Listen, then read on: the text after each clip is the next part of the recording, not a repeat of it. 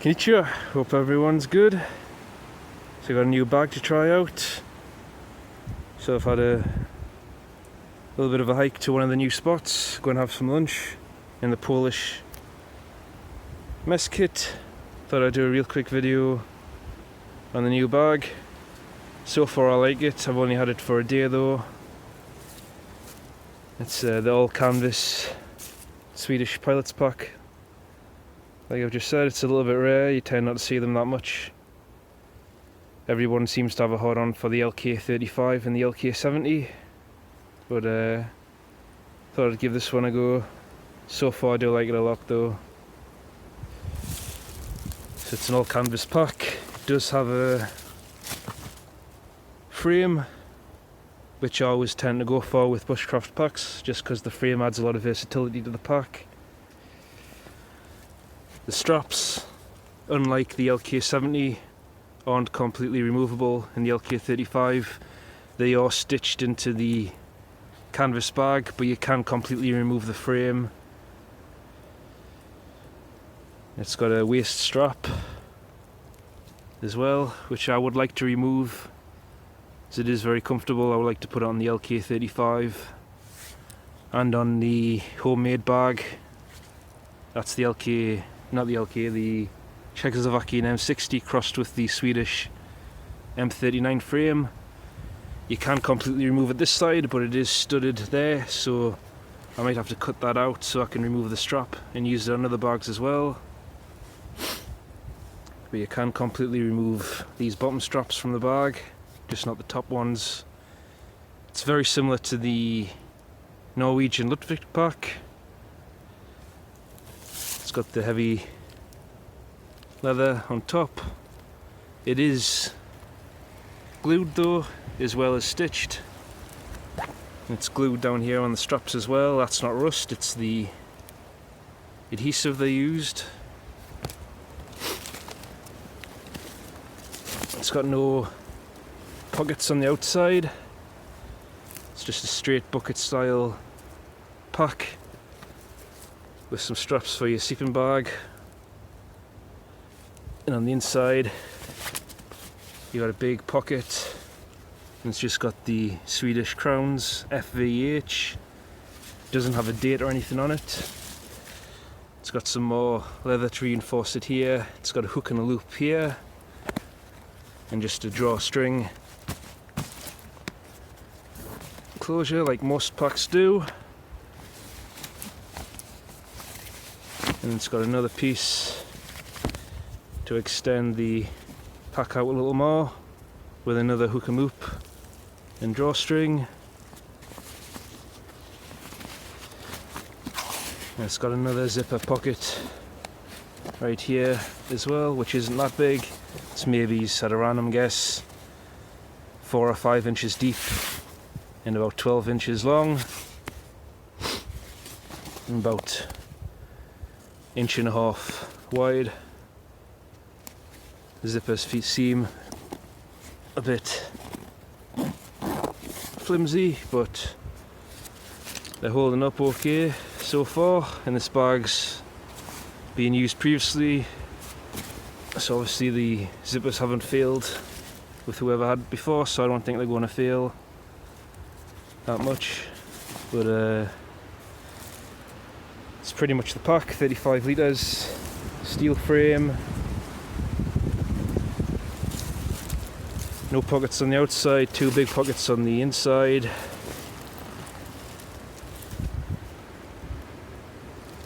It's a pretty nice bag. Just got it though, so not really a review, more of a first impressions. So far highly recommend it. Seems to be a really good pack, well made. It is canvas, so it's slightly heavier than the nylon, but it's also more heavy duty than the nylon and easier to repair.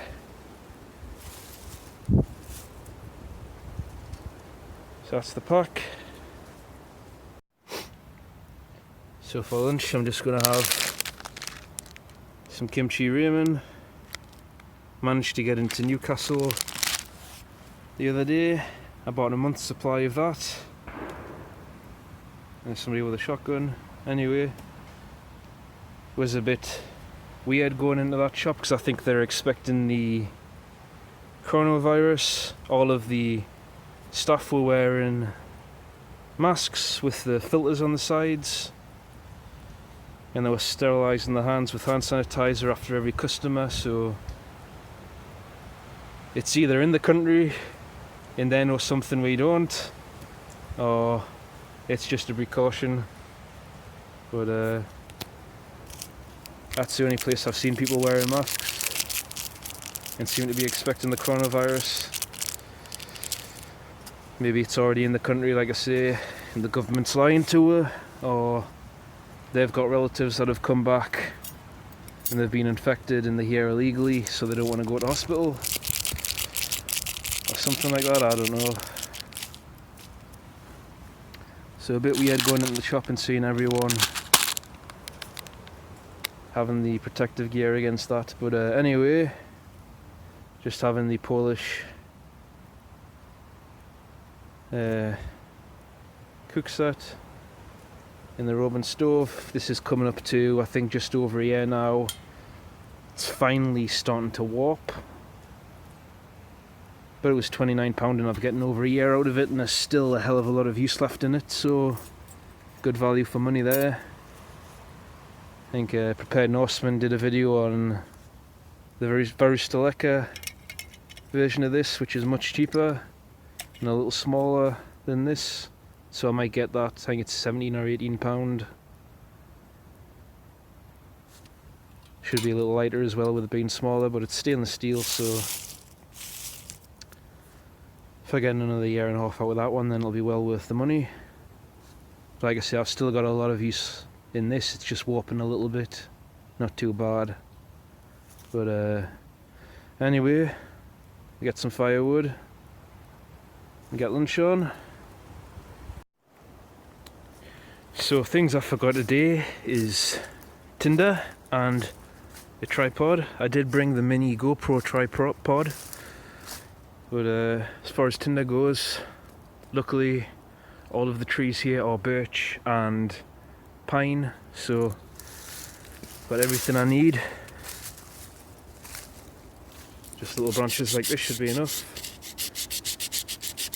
and hopefully the little mini GoPro tripod why do I keep on saying pod should be enough for filming.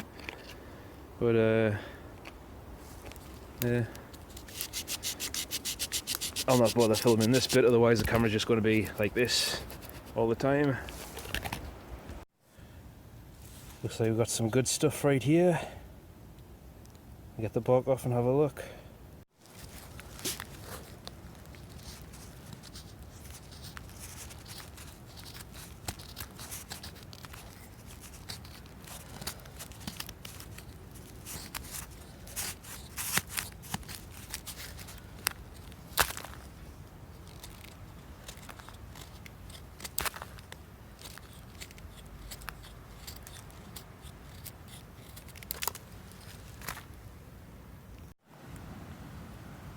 So that should be enough to get going. Just some birch bark and fatwood shavings. Also found the table flame. Actually found my Zippo lighter as well, but I'm going to have to get another one. The case is broke. The butane thing, the Thunderbird insert works as well, but it needs to have its vent cleaned out. It's a little clogged up, but at least I found it again. But it's been out there for over a week, so I'm surprised the table flame still works. But yeah. So I also managed to get around to buying a new Swiss M84 water bottle. Happy with that as well. Managed to get this going too. Always a plus.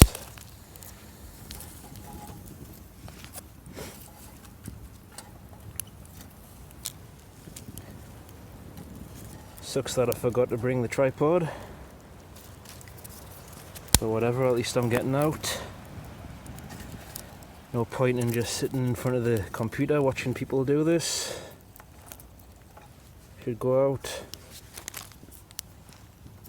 and do it yourself.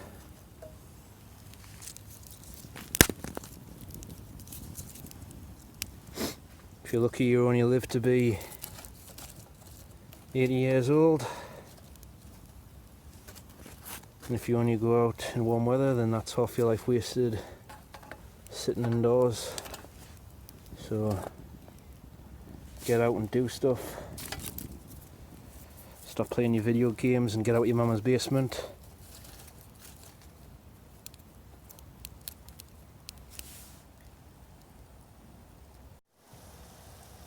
That's been about 2 minutes and the water's already boiling. So I'm going to call that done. Get the coffee on. Shouldn't take too long.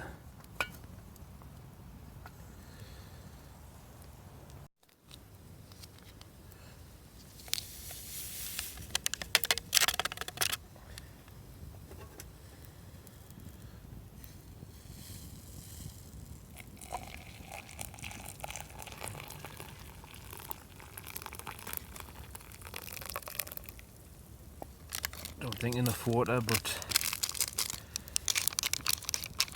should be alright.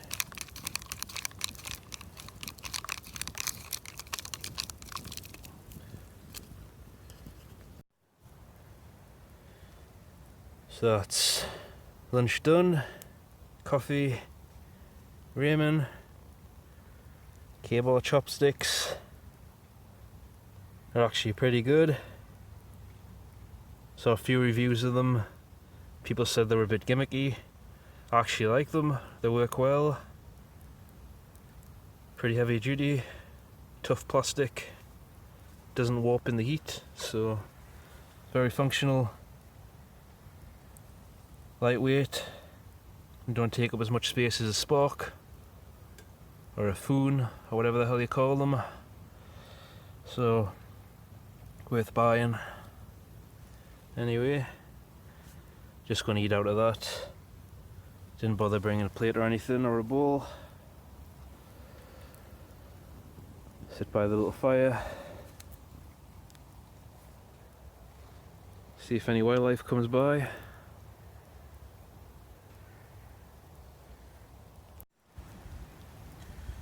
So somebody asked us a while back how I wash my pots in the bush. So all I use is moss.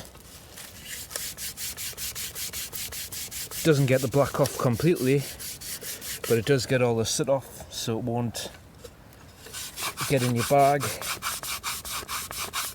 and make everything nasty. Normally I would use those steel wool pot scrubbers. Of course I forgot to bring them, so this is the next best thing, and it works well. Like I say, it won't get the black off, but it will get the soot off, and I can always get the black off properly. You can see it there, the original paint underneath. I can always do it properly when I get home.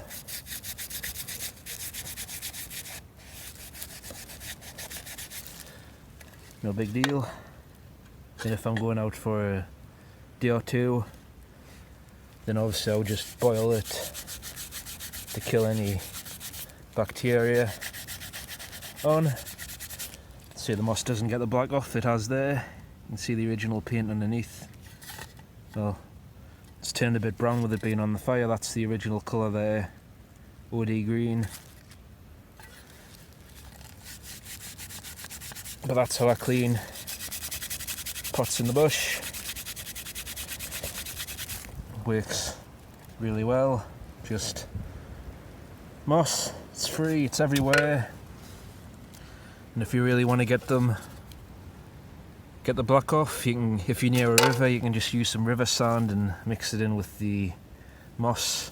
Works just like the Wyoble pot scrubbers.